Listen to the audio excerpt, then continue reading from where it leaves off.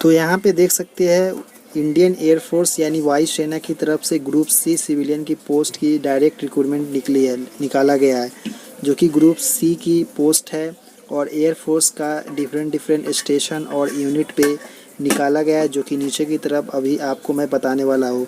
इसमें कौन कौन एलिजिबल है, इस फॉर्म को कौन कौन डाल सकता है और कौन सा स्टेशन पे आप डाल सकते हैं और कौन सा बेस्ट रहेगा वो भी मैं इसमें आपको बताने वाला हूँ। क्या क्वालिफ़िकेशन है, कौन कौन सा पोस्ट पे वैकेंसी है।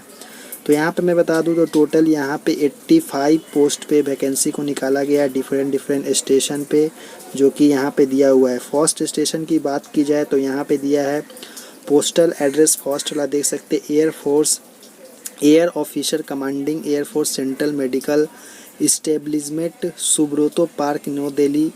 इतना पिन कोड पे वैकेंसी निकाला है, जिसमें कुक का वैकेंसी है, मेस का वैकेंसी है और मल्टीटास्किंग यानी एमटीएस का वैकेंसी है। टोटल एक एक करके यहाँ पे पोस्ट रखा गया है।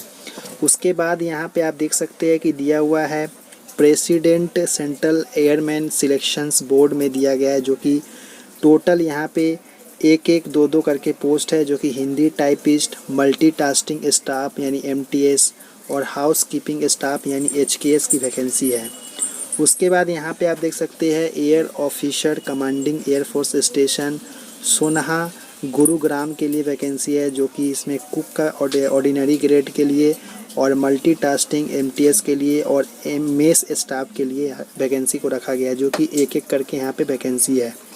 उसके बाद 5 नंबर पॉइंट में देखेंगे तो यहाँ पे दिया है presiding officer civilian recruitment board में यहाँ पे दिया गया है, जो कि हिंदी टाइपिस्ट एमटीएस के लिए 4 पोस्ट है, हाउस कीपिंग यानी एचकेएस के लिए 4 पोस्ट है। उसके बाद नीचे की तरफ आएंगे तो यहाँ पे 6 नंबर पॉइंट में दिया है air officer commanding air force central account office Subroto Park New Delhi के लिए, जो कि लोअर डिवीज़न क्लर्क के लिए है, जो कि 9 पोस्ट है टोटल, जिसमें अलग अलग कैटेगरी में डिस्ट्रीब्यूट किया गया है। उसके बाद एमटीएस के लिए 1 वैकेंसी है और एचकेएस के लिए 4 वैकेंसी रखा गया है। उसके बाद है 7 नंबर पॉइंट में, जो कि एमटीएस का वैकेंसी है। 8 नंबर पॉइंट में जो कि कानपुर के लिए यहाँ पे है 7 नंबर पॉइंट में। 8 नंबर पॉइंट में दिल्ली के लिए है, जो कि हिंदी टाइपिस्ट के लिए रखा गया है। उसके बाद फिर आप देख सकते हैं the station commander air force station district कोरिकोबार यानी अंडमान एंड आइलैंड में है। अंडमान एंड आइलैंड में यहाँ पे रखा गया है, जो कि Hindi typist, store keeper, carpenter और पॉइंटेड एरमेस स्टाफ के लिए रखा गया है, जो कि एक एक करके पोस्ट है। उसके बाद नीचे की तरफ आएंगे तो यहाँ पे लास्ट में दिल्ली का एक और वैकेंसी है, जो कि lower division clerk, store keeper, superintendent store, civilian mechanical transport. उसके बाद है ड्राइवर ऑर्डिनरी कुक के लिए, कारपेंटर, हाउस कीपिंग स्टाफ या एचकेएस और मेस स्टाफ और मल्टीटास्किंग, जो कि 2, 3, 15, 2, 6 करके ऐसे करके वैकेंसी को डिस्ट्रीब्यूट किया गया है। तो यहाँ पे ओवरऑल वैकेंसी आप देख सकते हैं कि इसमें अलग अलग डिस्ट्रीब्यूट किया है कैटेगरी के हिसाब से। General, OBC, SC, ST, EWS, PWD और एक्स सर्विसमैन के लिए 10% से अलग से रिजर्वेशन है, जो कि नीचे की तरफ लिखा गया है। इसका जो एज की क्राइटेरिया रखा गया है, जो कि 18 से 25 साल जनरल कैंडिडेट के लिए। अगर आप ओबीसी से बिलोंग करते हैं तो 3 साल का एज में रिलैक्सेशन मिल जाएगा। अगर एससी एसटी से बिलोंग करते हैं तो 5 साल का छूट मिल जाएगा। अगर आप फिजिकल हैंडीकैप्ड है तो उसके हिसाब से आपको 10 साल का छूट, अगर ओबीसी से है तो 3 साल, और यहाँ पे फिजिकल हैंडीकैप्ड के लिए अलग से एडिशनल दिया जाएगा। उसके बाद नीचे की तरफ आएंगे तो यहाँ पे बताया गया है कि डिपार्टमेंटल एम्प्लॉय के लिए अलग से एज क्राइटेरिया रखा गया है, जो कि आप लोग अगर है एक सर्विसमैन तो आप लोग ये नंबर को पढ़ के समझ सकते हैं। अब बारी है यहाँ पे कि क्वालिफ़िकेशन क्या होगा और पे मैट्रिक क्या मिलने वाला है। तो यहाँ पे आप ध्यान से देखिएगा कि दिया हुआ है यहाँ पे कि सुपरिटेंडेंट स्टोर के लिए अगर आप फॉर्म फिलअप करना चाहते हैं कोई भी स्टेशन से, अगर जिस स्टेशन पे इसका वैकेंसी है, तो यहाँ पे लेवल पे स्केल लेवल 4 का मिलेगा, जो कि 7 सीपीसी के तहत, और एजेंशियल क्वालिफ़िकेशन ग्रेजुएशन होना चाहिए। और डिजायरेबल में आप सभी का experience handling store, keeping account in store of concern, repute in public और प्राइवेट सेक्टर। तो इसका जो एक डिजायरेबल में रखा गया कि अगर आपके पास ऐसा है एक्सपीरियंस तब भी ठीक है, फॉर्म डाल सकते हैं। अगर नहीं है तब भी आप इस ग्रेजुएशन के बेसिस पे फॉर्म को डाल सकते हैं। उसके बाद है लोअर डिवीज़न क्लर्क का, जो कि एलडीसी का फॉर्म है। 7 CPC लेवल 2 का पे स्केल और 12th क्लास अगर पास आउट है उसके संग संग, यानी 12th पास आउट है तो भर सकते हैं। उसके संग संग अगर आप टाइपिंग करते हैं 35 वर्ड पर मिनट इंग्लिश में और 30 वर्ड पर मिनट हिंदी में, जो कि आपको कंप्यूटर पे करना है। उसका स्किल टेस्ट भी आपको अलग से एग्ज़ाम कंडक्ट करवाए जाएंगे। उसके संग संग दिया है हिंदी टाइपिस्ट, जिसमें 10-12 प्लस 30 वर्ड पर मिनट कंप्यूटर पे आपको 9000 की पर वर्ड जो होता है जो टाइपिंग वो आपको देना है। इसका अलग क्राइटेरिया है। उसके बाद यहाँ पे स्टोर कीपर का जो कि दिया लेवल 2 का पे मैट्रिक जो कि 7 CPC के तहत और 12th क्लास पास आउट। उसके संग संग experience handling store and keeping account store concern of repute in public और प्राइवेट सेक्टर। अगर आप डिज़ायरेबल है तब भी आप भर सकते हैं, नहीं अगर एक्सपीरियंस है तब भी आप भर सकते हैं, सिर्फ 12th के बेसिस पे। उसके बाद है सिविलियन मोटर के लिए आप सभी का 10th होना चाहिए और यहाँ पर ड्राइविंग लाइसेंस, इसमें 2 ईयर का मिनिमम एक्सपीरियंस ड्राइविंग मोटर आपका होना चाहिए, इसमें एक्सपीरियंस मांगा है। कुक ऑर्डिनरी से अगर भरते हैं तो सिर्फ मैट्रिकुलेशन है और 1 ईयर एक्सपीरियंस इन ट्रेड या डिप्लोमा कैटरिंग के से है तो आप इसमें अप्लाई कर सकते हैं। उसके बाद है पेंटर स्किल के लिए जो कि 10th पास। उसके संग संग इंडस्ट्रियल ट्रेनिंग यानी ITI अगर या इसके संग संग आप एक्स सर्विसमैन है कहीं ट्रेड से पेंटर से तब भी आप इसमें अप्लाई कर सकते हैं।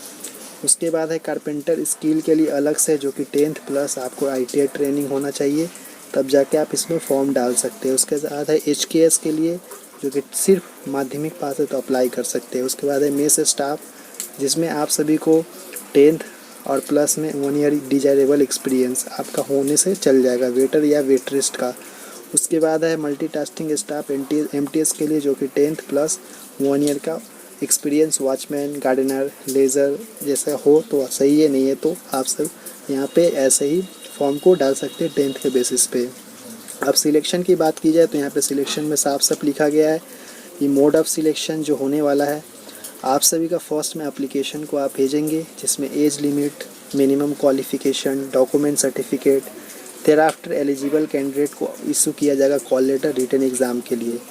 उसके बाद रिटन एग्ज़ाम अपीयर होगा जो कैंडिडेट रिटन टेस्ट में, उसके बाद उसमें मिनिमम एजुकेशनल क्वालिफिकेशन के बेस पे उसके बाद सिलेबस बनाए जाएंगे। जैसे कि आप जिस पोस्ट पे फॉर्म भरते हैं उसके हिसाब से यहाँ पे बताया गया कि अगर LDC में डालते हैं तो आप सभी को जनरल इंटेलिजेंट इंग्लिश लैंग्वेज उसके संग संग न्यूमेरिकल एप्टीट्यूड और जनरल अवेयरनेस पूछे जाएंगे। उसके बाद है यहाँ पे स्टेनोग्राफर के लिए जो कि जनरल इंटेलिजेंट पूछे जाएंगे and reasoning general awareness English language and comprehension पूछे जाएंगे। MTS HKS आया अदर जो भी जितने पोस्ट है उसमें अगर भरते हैं तो आप सभी को लिए यहाँ पे general intelligent reasoning numerical aptitude general English और जनरल अवेयरनेस पूछे जाएंगे। उसके बाद है नीचे की तरफ आएंगे तो यहाँ पे ऑल अदर पोस्ट में जो कि general intelligent reasoning numerical aptitude general English general awareness और अदर पोस्ट के लिए यहाँ पे दिए जाएंगे जो कि हिंदी और इंग्लिश दोनों लैंग्वेज में पेपर आपको देखने को मिलेगा सभी कैटेगरी के लिए। उसके बाद यहाँ पे 100% बोला गया है वेटेज, यानी कहने का मतलब है 100% जो आपका पेपर 100 मार्क्स का रहेगा उसमें से जितना हाईएस्ट मार्क्स रहेगा उसके हिसाब से आपका मेरिट बनाया जाएगा। और उसके बाद आप सभी का शॉर्ट लिस्ट किया जाएगा, वो भी original certificate copy and attach with application आपको उसके हिसाब से आपको शॉर्ट लिस्ट किया जाएगा।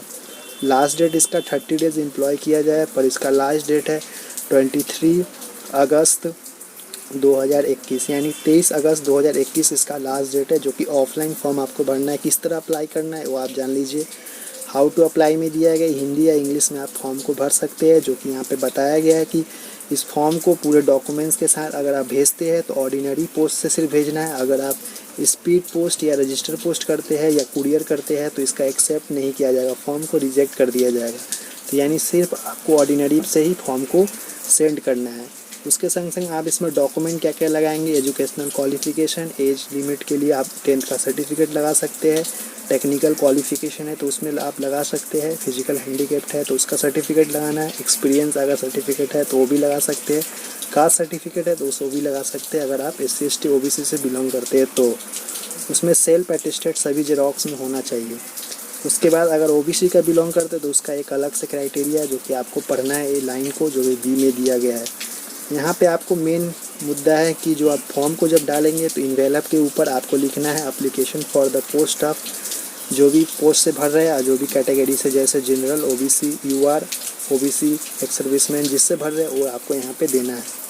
उसके बाद यहाँ पे दिया है फर्स्ट में ऊपर की तरफ की जो छोटा वाला इन्वेलप होगा जिसमें आपको 10 रुपये का पोस्टल स्टैंप लगाना है, क्योंकि वहाँ से एडमिट कार्ड उसी में आपको सेंड किया जाएगा, जो कि आपको छोटा इन्वेलप में ऊपर बड़ा इन्वेलप में ए लिखना है और छोटा इन्वेलप में स्टैंप लगाना है। बाकी जितने भी 10-12 का डॉक्यूमेंट है जिस पे आप फॉर्म भर रहे हैं सभी डॉक्यूमेंट्स का जेरोक्स पे आपको साइन करना है, यानी अटेस्टेड करके फ़ोटो चिपकाना है और 2 कॉपी आपको फ़ोटो इन्वेलप के अंदर में रखना है और 1 फ़ोटो आपको फॉर्म पे चिपका देना है। तो जनरल इंस्ट्रक्शन यहाँ पे दिया गया है कि आपको किस तरह एग्ज़ाम लिए जाएंगे, सभी कुछ दिया है। यहाँ पे फॉर्म का परफॉर्मा दिया गया है जो कि आप देख सकते हैं फॉर्म का परफॉर्मा है। अगर आप मुझे फॉर्म का परफॉर्मा अगर फॉर्म मिलता है इसका तो मैं आपको टेलीग्राम पे मैं डाल दूँगा, जो कि Telegram GK current affair circle जिसका लिंक मैं नीचे दिया हूँ, वहाँ पे आपको फॉर्म मिल जाएगा जी टेलीग्राम पे, तो वहाँ से आप जाके डाउनलोड कर सकते हैं। तो ये था, आई होप कि आपको समझ में आ गया किस तरह फॉर्म को भरना है और किस तरह वैकेंसी है, कहाँ पे आपको सेंड करना है, पूरा यहाँ पे डिटेल्स दिया गया है। तो चलिए नेक्स्ट वीडियो मिलते हैं। अगर आप जैसे कि फॉर्म अगर भरते हैं तो उस समय आपको इसी एड्रेस पे आपको सेंड करना है, जिस कमांड से भर रहे हैं उसी एड्रेस पे आपको फॉर्म को सेंड करना है। तो आप लोग ये देख लेंगे कि जिस ब्रांच से जैसे इसका कुक का भर रहे हैं ऑर्डिनरी तो यही एड्रेस आपको देना है। अगर आप जैसे कि एयरफोर्स के इसका भर रहे हैं आप MTS का तो यही एड्रेस आपको देना है, तो इसके हिसाब से ही आपको फॉर्म भरना है। चलिए नेक्स्ट वीडियो बोलते हैं। धन्यवाद देखने के लिए।